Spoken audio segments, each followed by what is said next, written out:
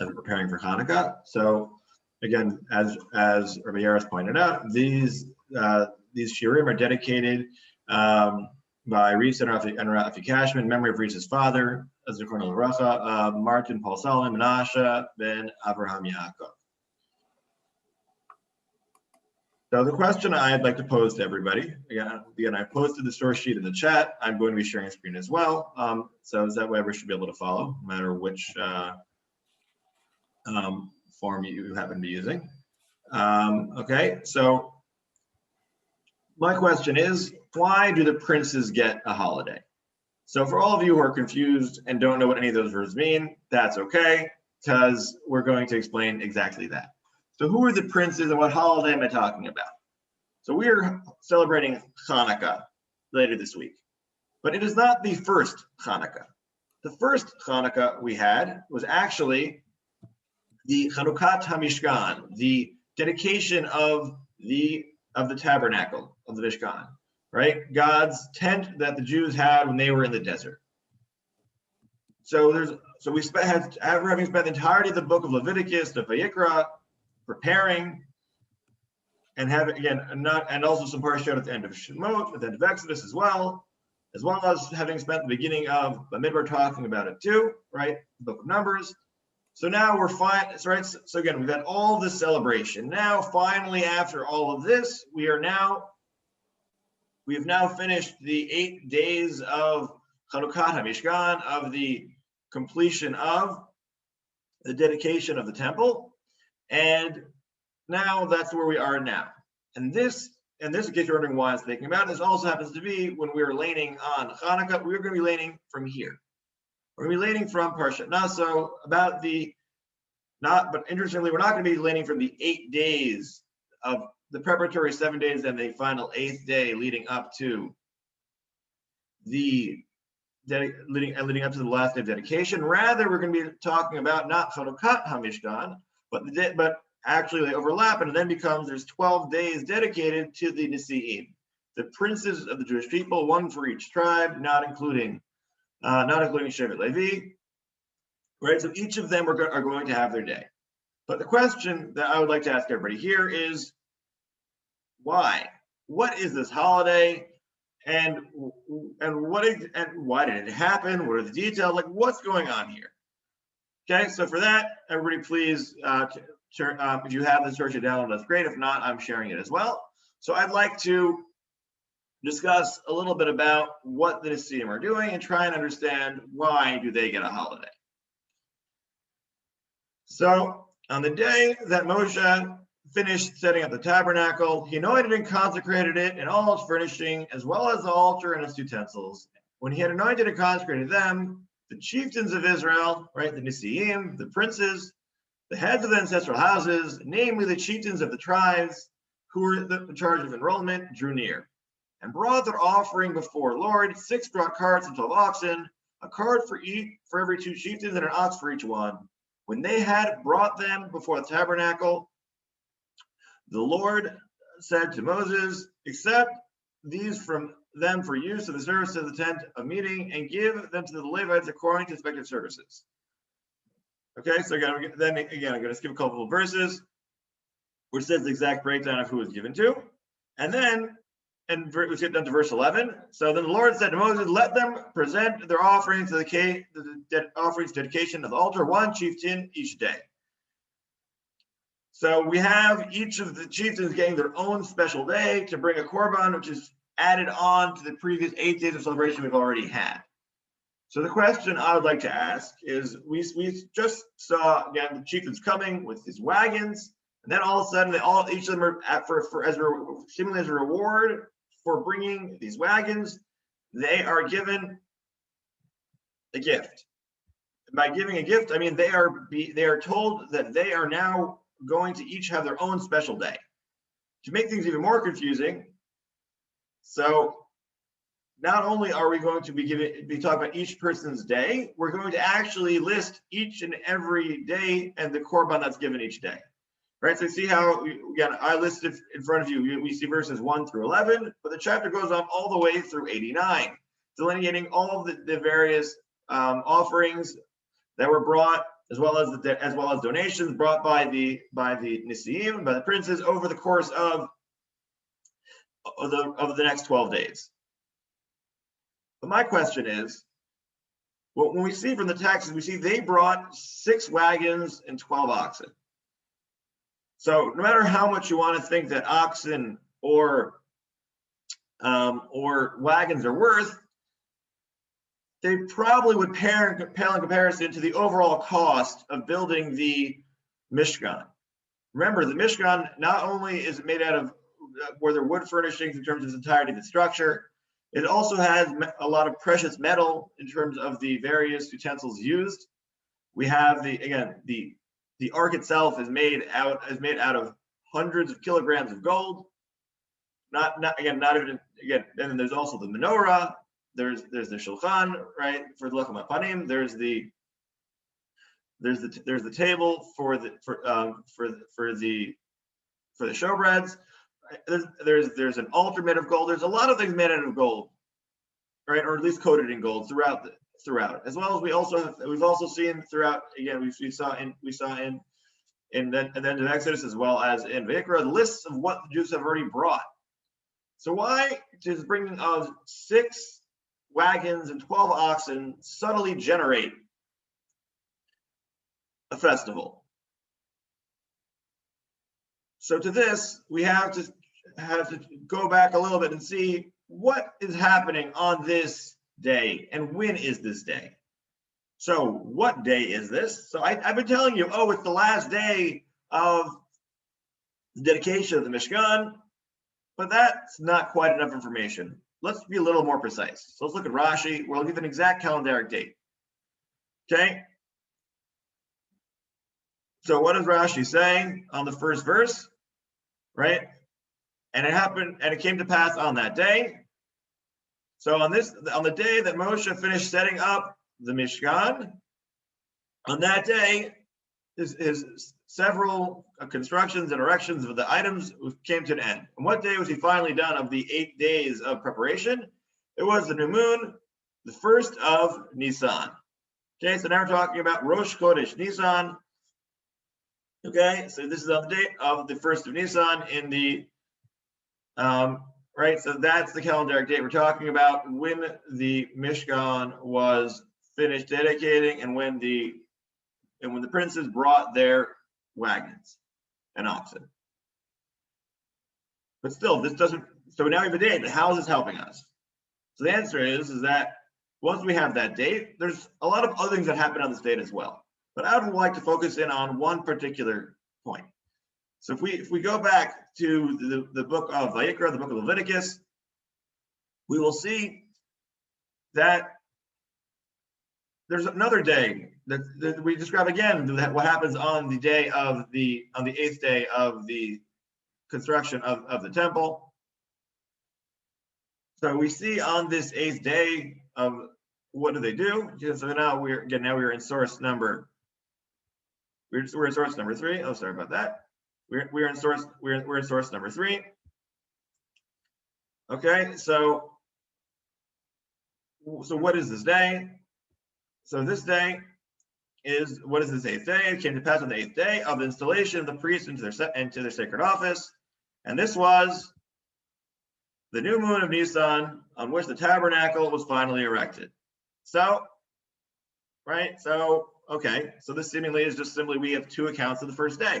We have the account of it happening in the book of Numbers, and we have the account of it in the book of Leviticus. Okay, great. But that hasn't answered our question. So the answer is we have to look. Let's look a little bit closer at what happens in Leviticus, and then hopefully this will answer our question of what exactly did the princes do that's worthy of getting their own holiday. So this is, we are now in the book of Leviticus. We are in the 9th chapter, 9th into the 10th chapter.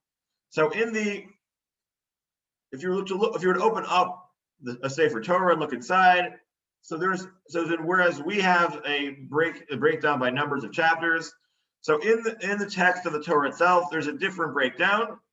meaning it's not numbered, but there are openings and closings to paragraphs that don't always correspond to our numbering system. So this happens to be one of the times where they're different. So where we have the section starting with discussing of the final day actually starts in chapter 9, and it goes all the way until chapter 10, verse 8. It's all one unit. So why am I mentioning that? So let's read through again. This is not the full thing. This is just an excerpt. But hopefully we'll be able to get some picture of what it felt like being there on the day of the completion of the Mishkan, of the tabernacle. So it came to pass on the 8th day that Moses called Aaron and his sons and the elders of Israel. So now we have everybody here, right? We've got Aaron and his sons, right? Aaron the Kohen Gadol and his sons are also serving as Kohanim, and we have the elders as well looking on, and we have the people watching as well. Okay, and then we have Aaron doing exactly as we have been laid out earlier in the book of Leviticus, as well as at the end of the book of Exodus, of how exactly we go about the various korbanot and how we're supposed to do this first day of dedicating the temple. And then, right after he has finished all of the work, what does Aaron do? And Aaron, the Kohen Gadol, lifted up his hands toward the people and blessed them. And he came down from offering the sin offering and the burnt offering and the peace offerings. And Moshe and Aaron went into the tent of meeting and came out and blessed the people. And the glory of the Lord appeared unto all the people. And there came forth fire before the Lord and consumed upon the altar the burnt offering and the fat. And when all the people saw it, they shouted and they fell on their faces. So now we've been leading up to this for over a year, right? We're now at the end of 2 years of the Jews being in the desert. They've built the tabernacle. They're so happy to finally be able to celebrate before God, right? And God sends down a fire to consume their offerings, and everybody's super joyous that everything's gone exactly right. And then what happens? And Nadav and Avihu, the sons of Aaron, took each of them his censer and put fire therein and laid incense thereon and offered a strange fire before the Lord, which he had not commanded them. Right? In Aish Zara, Asher lo tzivah otam Elokim. And therefore came forth the fire from before the Lord and devoured them, and they died before the Lord. So all the Jews were seemingly joyous, and then tragedy strikes. In case you want to know just how tragic this was, so we're going to look at Rashbam and describes not only did these things happen in sequence, rather it happened even more tragically and directly. Okay, so we're in source 5. I'm going to be doing the second and last paragraph. That this fire had meant to consume only the incense, but seeing that the sons of Aaron had been in its way, it consumed them also, and they died as a result. At the time, the heavenly fire emanated in order to consume the sacrificial meat on the altar in the courtyard of the tabernacle. It consumed the 2 sons of Aaron on its way. So what happened? At the exact climax of the whole day, in fact, the climax of several years of hard effort by all of the Jewish people, exactly at that moment, 2 of the seeming leaders of the Jewish people make a tragic mistake, and they pay dearly with their lives. And now what? If you were there, how would you have reacted? How would you feel? You've spent 2 years building up to this moment, toiling day in, day out. And then after you and everybody else you know has put in the hardest effort they possibly could, God reacts by sending down fire, not just to burn up the offerings to say that you've done right, but the fire comes down and burns 2 of your leaders, rejecting all that you have done, stating that you actually have very much sinned. How would you feel? how would you react to this exact moment? I see many people here are reacting with stunned silence. Somebody else had that exact reaction. That was Aaron HaKohen. He also reacted with silence. Vaydom Aaron. But the question is, how do the people react? We know how Aaron reacted. The Psukim go into detail. But how about the people? Do we know how the people reacted? Well, the verses don't fill us in. We don't see any of the words stated by the people in reaction.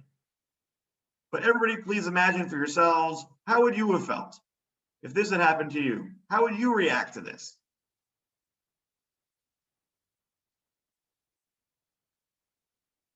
So as everybody is currently trying to see how they would have felt, I would like to try and give a perspective.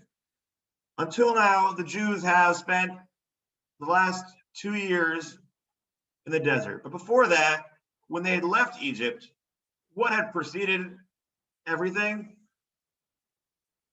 Right? So they had been in servitude for centuries. And then when they're finally able to be released, God rains down plague after plague after plague upon the Egyptians, and they're dying left and right. And then when the Jews finally leave, the Egyptians chase after them, and God drowns the Egyptians by splitting the sea and swallowing the Egyptians as the Jews emerge unscathed on the opposite side. Whenever the Jews proceed to do anything wrong over the next year, God responds by punishing them. Many people die for many different reasons.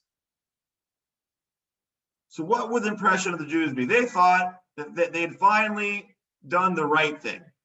They think God punishes you, you do something wrong like the Egyptians. But what if you do something right? If you try your best, you try your hardest to serve God, what is your reward?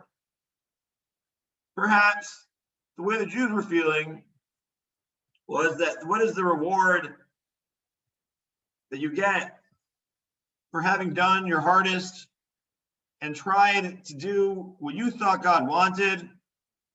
The reward is simply death, being burnt alive. Deviate one iota from the word of God, and all that awaits you is a painful death. Onto this stage, we now go back to Bamidbar, to Numbers. At this exact stage is when the Nesiim, the princes, come forth and offer their wagons. The Jews are terrified. They're reeling. They're looking to God not as the God who loves them, but the God who seemingly is looking at every opportunity to punish them and rain down fire from the heavens to show what they have done wrong.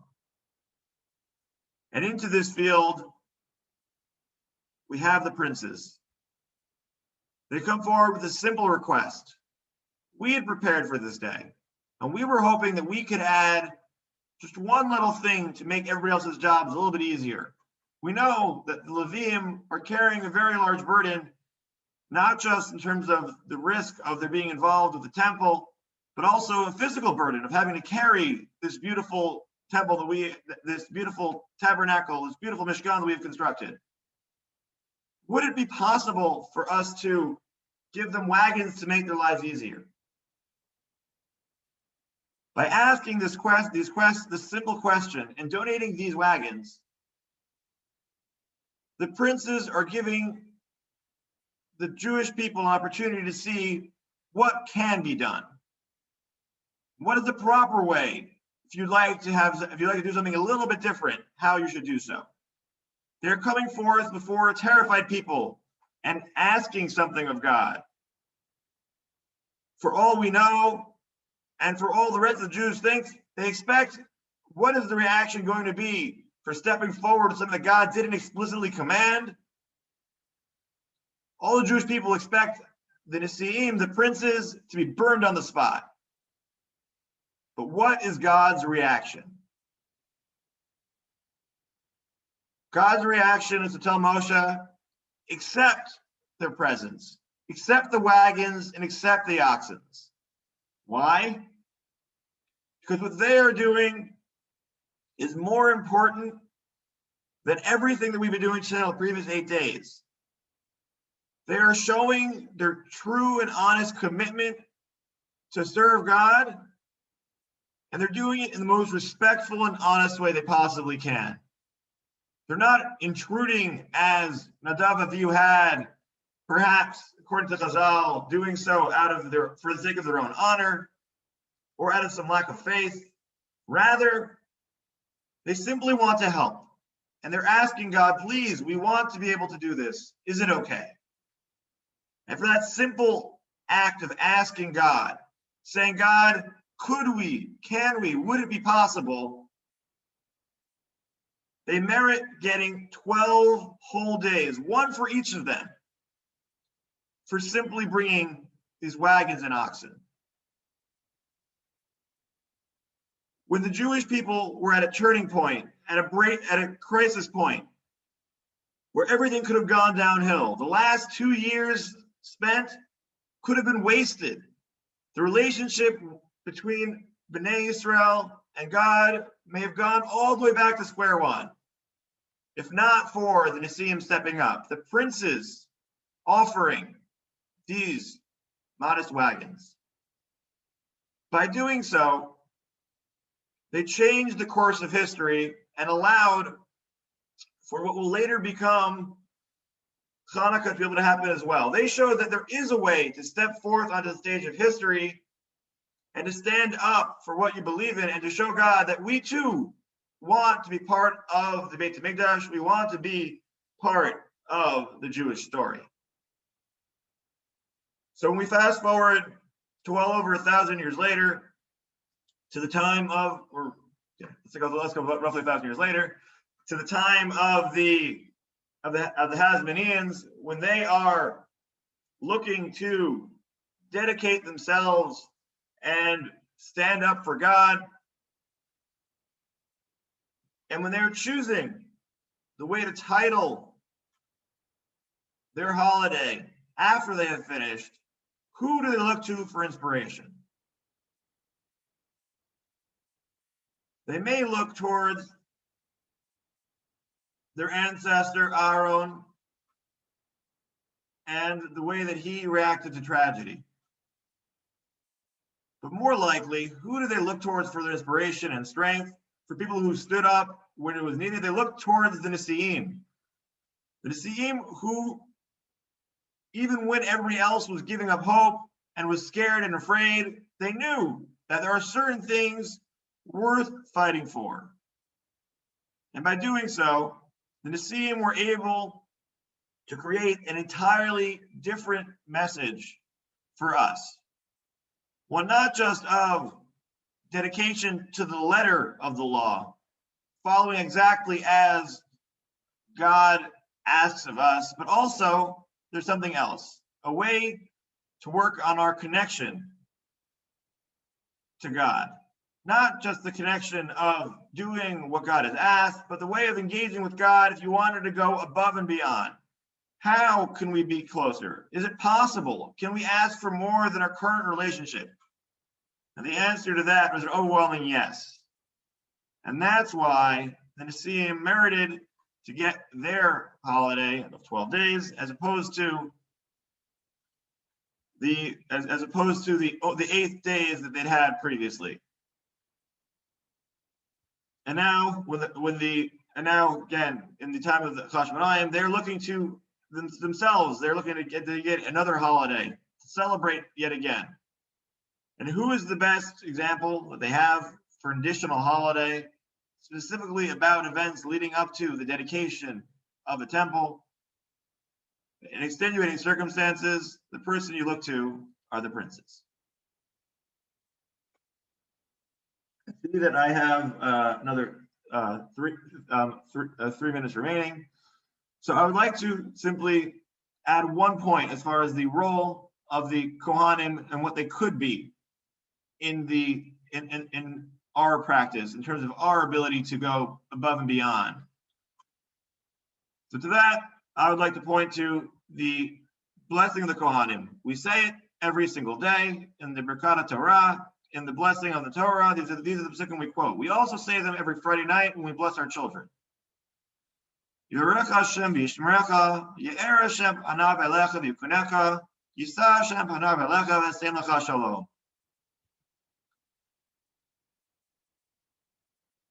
The Lord bless thee and keep thee. The Lord make his face to shine upon thee and be gracious unto thee.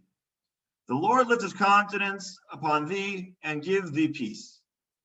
So here we have God blessing, right? We have God blessing the people as a conduit, and using the Kohanim as a conduit. But I would like to focus in on the last verse that we often don't quote, the one that we often miss, because that is actually the more active note that for us to bear in mind as well. V'samu et shmi al b'nei Yisrael v'ani avarachem. So shall they put my name upon the children of Israel, and I will bless them. By what means do the previous three blessings that the Kohanim would say do so? Not simply because of something unique about the Kohanim, but by their stating this blessing and us accepting the blessing, that'll cause God's name to be upon the children of Israel, and therefore God will bless them. If we properly follow the words of God and we take these words to heart, these blessings of God, and we have them upon us, we take them upon us not just in our everyday life, but especially in regards to our way of serving God. And we remember that God is above us, but we also have to be there to reach out to God as well. And by doing so, we will be able to hopefully merit to be like the Nesiim, standing up at the time when we were needed most, and hopefully we'll be able to become truly the Jewish people.